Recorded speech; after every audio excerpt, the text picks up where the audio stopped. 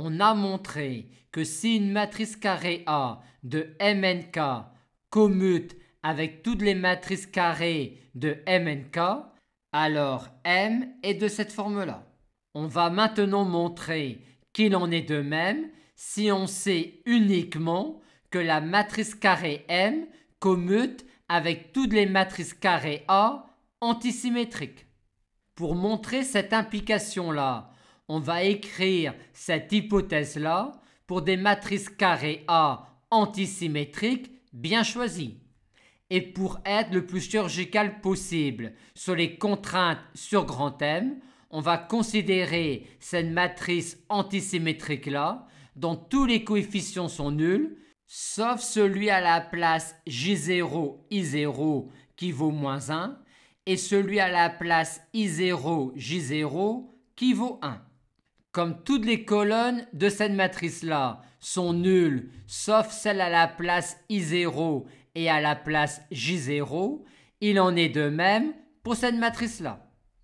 Comme dans cette colonne-là, tous les coefficients sont nuls, sauf celui à la place J0 qui vaut moins 1, on a donc ici l'opposé de la colonne J0 de grand M.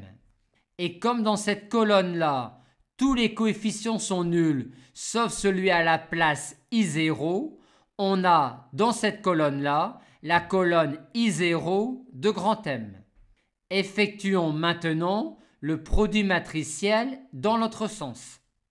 On va cette fois-ci dire que toutes les lignes de cette matrice-là sont nulles, sauf celle à la place I0 et celle à la place J0.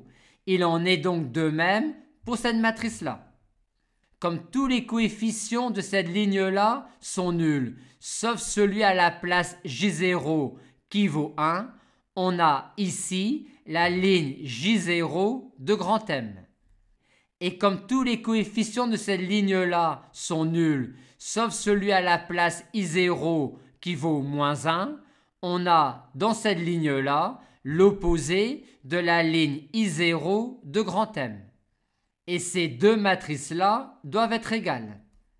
Par conséquent, tous les coefficients de cette colonne-là sont nuls, sauf éventuellement celui à la place I0 et celui à la place J0.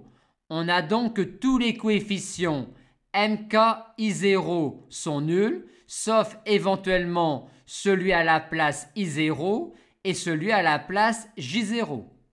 Mais comme ici, J0 est un entier quelconque compris entre 1 et n et distinct de I0, on en déduit en faisant varier J0 que l'on a en fait cela pour tout cas différent de I0.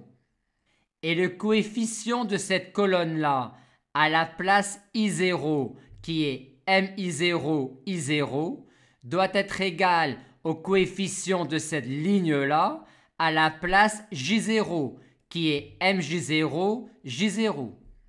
Et comme on a cela, quel que soit I0 J0, à condition que I0 soit distinct de J0, on peut bien en déduire que M est de cette forme-là.